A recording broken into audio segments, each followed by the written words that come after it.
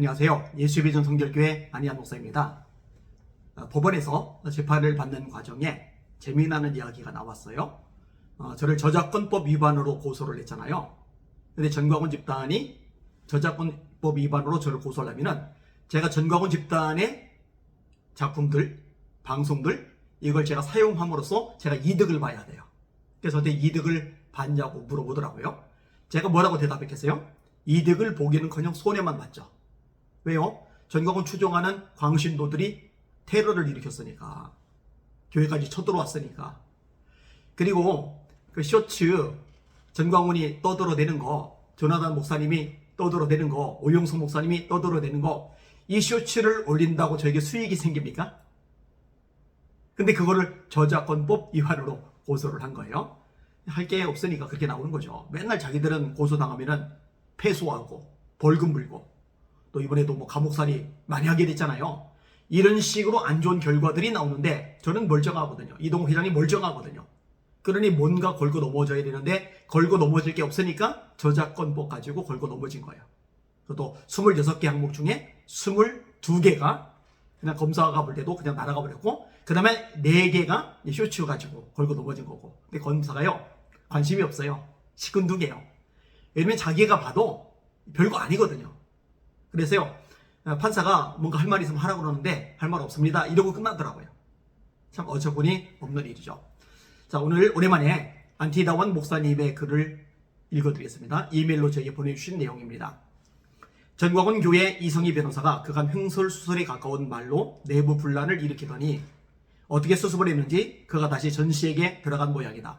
이를 두고 안희한 목사는 평소 같으면 전씨가 결국 이성희를 용서하지 않을 텐데 자꾸 주변 사람들이 떠나가면서 자기 세력이 예전 같지 못해 받아준 것이라고 분석한다. 또 한 가지는 이성희 변호사가 워낙 전광훈 교회 내부를 상세히 알고 있기 때문에 악화될 경우 그의 입을 통해 쏟아질 부정적 정보들이 두려워 화해하고 받아줬다는 것이다. 과거 심하고 목사 등에게 하듯 했으면 난리가 났을 텐데 그 표독 인상의 조나단 목사까지 돌아온 이성희 변호사를 마구 칭찬하는 이변을 보이는 게 전광훈 교회의 힘들어진 상황 때문일 것이란 얘기다. 얼마 전에 전 씨가 방송에서 대중집회하는 게 피곤하다며 자신이나 모이는 군중이나 함께 피로감을 느낀다고 했었다. 이는 은연중 그간 행태의 부정성과 한계를 체감해서 나온 말일 것이다. 그간 전 씨에게 실망했던 이해관계 때문이었던 간에 전 씨를 떠나간 인사들은 많다. 김승규 전 국정원장, 김경재 전 총재, 김문수 경사노 위원장, 송영선 박사, 통역하던 노 아무개는 물론이고 안희한 목사, 헤세드 선교사 할 것 없이 여러 목회자들이 떠나갔거나 반대로 돌아섰다. 그중 일타는 안희한 목사이고 지금도 반전광훈 교회 강한 프론티어이다. 이런 흐름 좀 눈여겨볼 대상이 강현재 변호사였다. 그렇게 충성하던 그녀가 어느 날 안 보이더니 미국 이민 갔다고 알려진다. 평소 충성도로 봐선 이민 갈 사람이 아니었다. 생을 함께하며 충성할 인상이었다. 누가 알려면 무슨 실망이 있었기에 갔을 것이다. 안 그랬으면 전 씨가 미국 방문했을 때 달려와 함께 했었어야 하는데 소식도 없었다. 이분도 세월 흐르면 광화문서 보고 경험한 것을 토로하지 않을까 싶다. 또 한 가지, 전광훈 교회에 대한 불길한 그림은 전 씨가 많은 멤버를 이끌고 방미했는데 LA에 있는 그 많은 한인 교회들이 약속이나 한 듯 한 교회도 전시 일행을 위해 교회당을 내주지 않았다는 점이다. 여기에 주옥순 권사가 이럴 수 있냐며 절규하던 모습이 생생하다. 다음으로 유의미한 반란은 이춘근 박사였다. 인품이 좋고 학자적 매너가 갖춰진 전문성 있는 이 박사가 전시를 손절하고 나간 것은 쇼크였고 전광훈 교회에 허를 찌른 격이었다.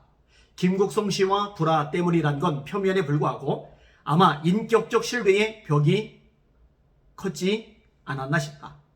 이번에 이성희 변호사의 분란도 아마 어제로고 혼란스러운 전광교 집안 사정을 내보인 사건일 것이다. 이성희 씨는 그간에 약간 영적으로 튀는 인상을 보여왔다. 좀 도구마에 반하는 얘기도 하는 등 그랬는데 이번에 내재리는 말들을 보면 전광훈 교의 짐이 될 인상이다. 마치 이단 사교에서 교주에 충성하다가 교주가 약해진 틈을 타서 딴 살림 차리려는 케이스를 담지 않았나 싶어진다. 저 때가 자신에게 옮겨졌다느니 이상한 소리를 한다. 이것은 특정 집단의 질서체제가 무너질 때 나타나는 증상이다.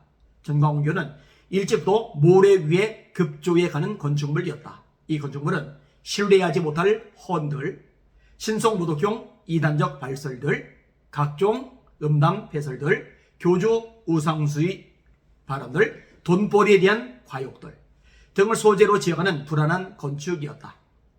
천사의 말로 선동해도 진실됨이 없는 이단적 장광설로는 하나님과 사람의 신뢰를 얻을 수 없다. 윤 대통령이 기독다는 말 기억하고 있을 것이다. 이 생헌들을 말이다.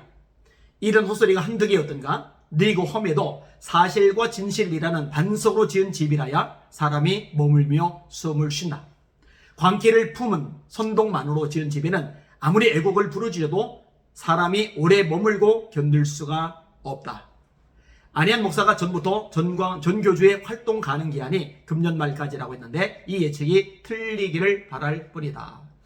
안티다원 목사님은 전광훈 씨의 문제점이 너무 뚜렷하기 때문에 반성경적이고 이단적이고 사이비적 요소가 너무 많기 때문에 비판의 목소리를 내지만 여전히 돌이키기를 원하는 마음이 있는 것 같아요. 저거는 이 부분에 있어서는 생각이 맞지를 않는다고 전에도 몇 차례 말씀을 드렸어요. 전광훈 씨는요 이미 선을 넘었어요. 너무 많이 넘었어요. 마음이 강팍해질 대로 강팍해져서 더 이상 회개 여지가 보이지 않습니다. 회개 여지가 보일 사람 같았으면 벌써 여러 사람들이 조언해 줬을 때 귀를 기울였을 겁니다. 자세를 낮췄을 겁니다. 하나님 앞에 회개 기도를 했을 겁니다. 한국교회 앞에 사과를 했을 겁니다. 그러면 하나님이 기회를 주셨을 거예요. 이제는 그 기회도 사라져버렸다. 이렇게 보는 게 맞다고 생각을 합니다. 사는 시청자 여러분, 말씀에 있어서 하나님을 두려워하는 저와 여러분들 되기를 원합니다. 제가 할 일 없어서 시간이 남아 돌아서 이러는 거 아니에요. 그죠? 한국인을 사랑하기 때문에 전광훈 집단 때문에 전광훈 씨 때문에 피해보는 영혼들이 너무 불쌍하고 가련하기 때문에 그들을 위해서 이렇게 고군분투하는 겁니다. 기도 많이 해주시길 바랍니다. 날마다 주님 알아보고 주님의 이름으로 전진하며 승리합시다. 할렐루야.